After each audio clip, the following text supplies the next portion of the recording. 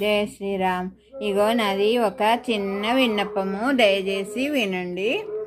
ఏంటంటే మనము పూర్వం రోజుల్లో అన్ని పనులు చేసుకునే వాళ్ళము.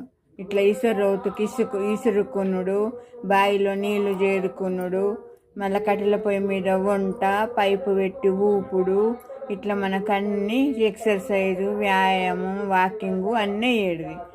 బట్టలు ఉత్తుకోవడము, అంట్లు తోముకోవడము అన్నీ వేసుకునే వాళ్ళము. చేను పనికి పోయేటోళ్ళు వాళ్ళు ఆ పని చేసుకునేవాళ్ళు, ఇంట్లో ఉండేటోళ్ళు ఈ పని చేసుకునేటోళ్ళం. దంచుడు, ఇసురుడు అన్నీ వేసుకునేటోళ్ళం. అప్పుడు అదే ఎక్సర్సైజ్ అవుతుండే. ఇప్పుడు ఏంటిది, నీళ్ళకు ఇట్లా కట్టుకొత్తంగానే కుండె నిండుతుంది, నల్ల చాలేయంగానే నీళ్ళు వస్తాయి. ఏమి చేతులకు పని లేదు, మనకు కూడా పని లేదు. అన్నీ కంప్యూటర్ చదువులు, కంప్యూటర్ పనులు అయిపోయినాయి. బట్టలు ఉతకడము, మిషన్ వచ్చింది బట్టలకి, అంట్లు తోముతందుకు కూడా మిషన్ వచ్చింది. మోటార్కు నల్ల నీళ్ళు అన్నీ కట్టుకేయంగానే వస్తున్నాయి. మనకి ఏ శ్రమ లేదు.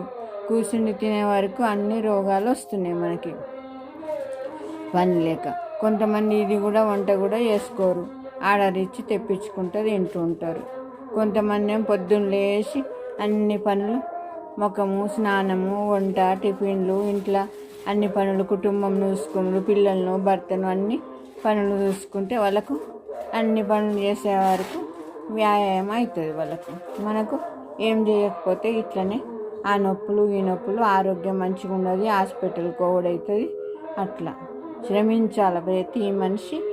మనకు సాధ్యమైనంత మట్టుకు చేసుకోవాలి పని. ఆ పని కూడా ఏది చేసినా భగవంతుని యాద్ చేసుకుంటే చేస్తే సక్రమంగా జరుగుతాయి. కంపల్సరీ ఈ వీడియోకి షేర్ చేయండి, లైక్ చేయండి. జై శ్రీరామ్.